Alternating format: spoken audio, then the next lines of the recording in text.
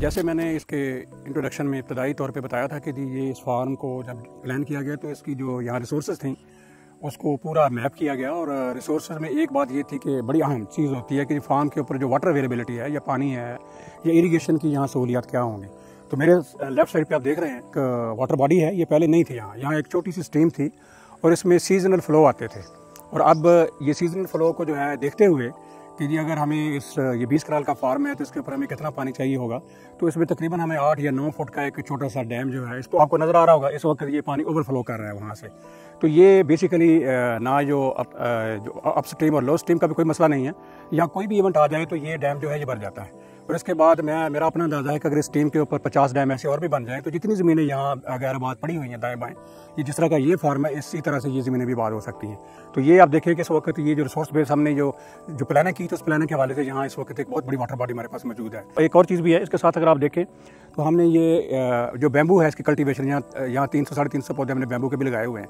तो ये फार्म के ऊपर जो हमारी स्टेकिंग के लिए रिक्वायरमेंट हुआ करेंगे आने वाले वक्त में, टनल बनानी है तो हम इंशाल्लाह लो कास्ट टनल इन्हीं बैम्बू से बना पाएंगे। तो ये बैम्बू के जो पौधे हमने लगाए हुए हैं ये स्ट्रीम के साथ साथ ये हमें एडिशनल जो है एक बेनिफिट देंगे जो हमारे फार्म में वर्टिकल प्रोडक्शन के लिए हमारे काम आएगा। तो राइट साइड पर अगर आप देखें तो ये एक डिप्रेशन था इस फार्म के ऊपर, तो इस डिप्रेशन को जो है ये आगे एक स्टोन की दीवार खड़ी करके तो इसको एक पॉन्ड में कन्वर्ट कर दिया गया। तो इसमें इस वक्त लास्ट ईयर भी और इस साल भी थिलापिया के 500 जो है ना इसमें फिश जो डाली गई है जो माशाल्लाह बड़ी नाइसली ग्रो कर रही है। और ये हमने ज़रा इसको ज़रा डिफरेंट तरीके से मैनेज किया। ये हमने तकरीबन विंटर ओवर विंटर जो थिलापिया तैयार होती है और 60-70 ग्राम की होती है वो लेके हमने ये मार्च में ये डाली थी। तो उस हवाले से अब इसकी ग्रोथ जो है ये बढ़ती जा रही है और नवंबर में जब इसकी हार्वेस्ट होनी है तो इंशाल्लाह 600-700 ग्राम ये अपना वेट ले लेगी। ये एक और डाइवर्सिफिकेशन है और जो साथ वाटर बॉडी है जो हमारा वाटर रेजर्वायर है इसमें भी फिश डाली गई है। तो ये सारी चीज़ें जो है ना ये इस पूरे फार्म के ऊपर फिश की बहुत एक अच्छी इंटीग्रेशन है और इसमें एक हाई क्वालिटी सुपर फूड जो है इसे हमें हासिल होगा। मेरे हाथ में आप देख रहे हैं, आपको एक और लेवल बताते हैं कि इस फार्म के ऊपर जो प्रोडक्शन हो रही है। हम यहाँ जो क्रॉप्स प्रोड्यूस कर रहे हैं उनमें ऑयल सीड भी है जैसे मैंने बताया, उसमें सनफ्लावर भी है, उसमें सरसों भी है और उसके अलावा यहाँ मेज़ भी हम ग्रो करते हैं और जिस तरह ये हमारी पल्सेस हैं ये भी यहाँ ग्रो होती हैं। तो ये 5-6 इंग्रेडिएंट जो है हमने फार्म के ही यूज़ किए हैं। जो लास्ट ईयर हमारे पास ये सारे जो प्रोड्यूस हमने तेल निकाल लिया जो ऑयल सीड थे तो उनकी जो खली थी उसको भी यूज़ किया है। तो इसका एक बैलेंस फार्मूला के तहत राशन हमने खुद बनाया है और हमने एक कीमा बनाने वाली मशीन जो है वो यूज़ की है। अदरवाइज तो ये बड़ी महंगी मशीनें आती हैं पैलेटिंग बनाने के लिए। आप ये देखें कि बड़ी परफेक्ट पैलेटिंग जो है ना ये हमने डेवलप की है। तो ये हमारी अपने फार्म की प्रोड्यूस से डेवलप की हुई पैलेट ये और ये न्यूट्रिशियस फीड है। हमें अंदाज़ा है कि इस तरह की फीड लेने के लिए हाई क्वालिटी फीड जिसमें सोयाबीन भी हो, जिसमें खली भी हो, जिसमें मकई भी हो और एक पूरा राशन कंप्लीट राशन हो, ये बड़ा महंगा मिलता है या मिलता ही नहीं है?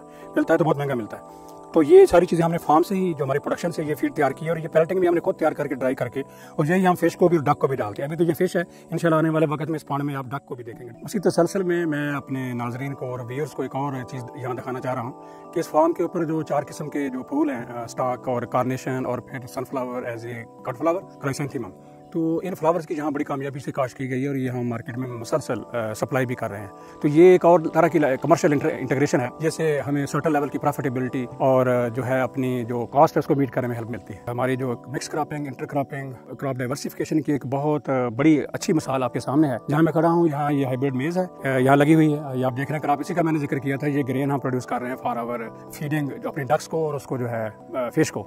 और उसके साथ साथ अगर आप साइड पे देखें तो जो वर्टिकल फार्मिंग जो है करेले की हुई है। तो अगर इस बिल्कुल अपने आपके साथ आ जाएं तो ये एक डक्की खजूर की जो है जो डेरा इस्माइल कस्टम लेक है इसके को 30 पौधे लगे हुए हैं। आपके पीछे बादाम का पौधा भी लगा हुआ है, पियर का पौधा भी आपके साथ ही नज़र आ रहा है। और अगर आप यहाँ इस तरफ अगर कैमरे को आप लेके जाएंगे तो आपको ये जो प्लम है आपका आलू बुखारा की बेहतरीन ये 1.5 साल पुराने पौधे हैं और अब देखिए इनकी मतलब हेल्थ। तो इसके साथ अगर देखें साइड पे तो वहाँ आपको जो कद्दू या इसके अलावा जो हलवा कद्दू है इसकी मुख्तलिफ जो फसल है ये भी दीवार के साथ साथ आपको नज़र आ रही है। तो यहाँ तकरीबन इससे बैकग्राउंड पे आपको जो है ये इस दीवार के साथ भी और बैकग्राउंड पे भी आपको जो है ये ग्रेप्स की जो है ये पौधे नज़र आ रहे हैं जो यहाँ तकरीबन 200-250 के करीब ग्रेप्स के पौधे भी हैं। तो ये एक फुल कम्बिनेशन ऑफ जो एक मिक्स ऑफ एक्टिविटीज़ है जिसमें हम mix cropping, inter cropping, strip cropping और के कॉन्सेप्ट से हम ये एक प्रॉफिटेबल फार्मिंग के लिए, डाइवर्सिफिकेशन के लिए, फूड डाइवर्सिफिकेशन के लिए, न्यूट्रिशन के लिए ये सारी इंटरवेंशन की गई हैं ताकि हम एक चीज़ ग्रो करें और दूसरी जो चीज़ हमारे यहाँ ग्रो हो रही है हमें मार्केट पे डिपेंडेंस कम से कम हो डक कल्चर में और फिश कल्चर में। जो चीज़ें उनकी फीड है वो भी यहीं से पैदा हो और फूड भी यहीं से पैदा हो। ये जो सेक्शन हमारे फार्म का है यहाँ बड़ी हार्ड ज़मीन थी और नीचे पत्थर था।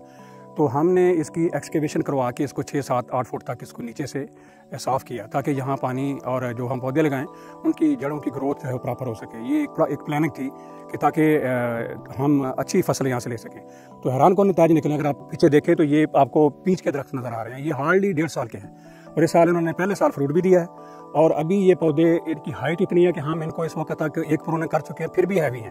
और इनमें 3 पौधे अभी ये आंधी की वजह से, वो क्योंकि हैवी बहुत है पौधा, हम इमेजिन नहीं करते कि साल का पौधा जो है इतना हैवी हो जाए, तो 3 पौधों का नुकसान भी हुआ है। आप शायद अगर इसका एक क्लिप ले लें तो आपको नजर भी आएगा कि ये पौधा आज गिरा है आंधी से। तो ये जो है हम अब इसकी जो अभी प्रूनिंग नई टेक्निक इस पर अप्लाई करेंगे ताकि इस पौधे को ज़रा हल्का करें और इसके अंदर से जो बायोमास है कम करें ताकि इसका लोड कम हो और ये गिरे ना।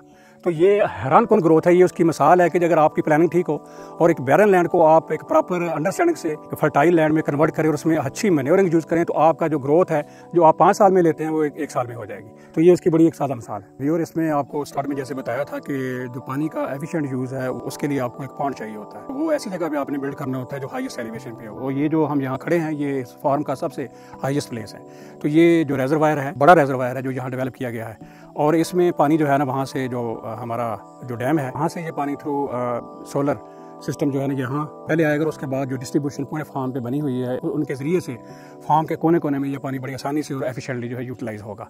तो ये सिस्टम भी अब इंस्टॉल हो गया और विद इन वीक ये चालू हो जाएगा इंशाल्लाह। तो इस फार्म में जो मुख्तलिफ एक्टिविटीज़ उसका तसलसल के हवाले से, चूँकि इनिशियली हमने प्लान किया था कि इसका पानी जो है, क्योंकि ये पानी अभी तो आपको यहाँ बहुत इस वक्त रेनी सीज़न है, मानसून है, तो आपको बहुत ज़्यादा पानी नज़र आ रहा है। लेकिन कुछ महीने ऐसे आते हैं नवंबर, दिसंबर, उसके बाद मई, जून, तो हमेशा हमारे जहन में ये बात रही जब ये फार्म डेवलप कर रहे थे कि हम एक तो ये कि जी हमारी कास्ट ऑफ जो इरीगेशन है वो कम हो।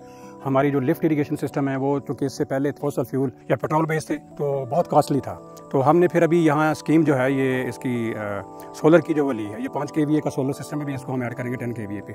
इसके 2 मकसद होंगे। ये हर वक्त हमें रिक्वायरमेंट तो नहीं होती सोलर की एनर्जी की फॉर इरीगेशन। इसके साथ साथ अगर आप देखेंगे तो वहाँ इसके डिस्ट्रीब्यूशन पॉइंट जो है ना वाटर यूज एफिशिएंसी के लिए वो पूरे फार्म के ऊपर एक पूरा एक डिज़ाइन करके तो वो पाइपिंग सारी हो चुकी है और इरीगेशन पॉइंट भी हमने दे दिए हैं।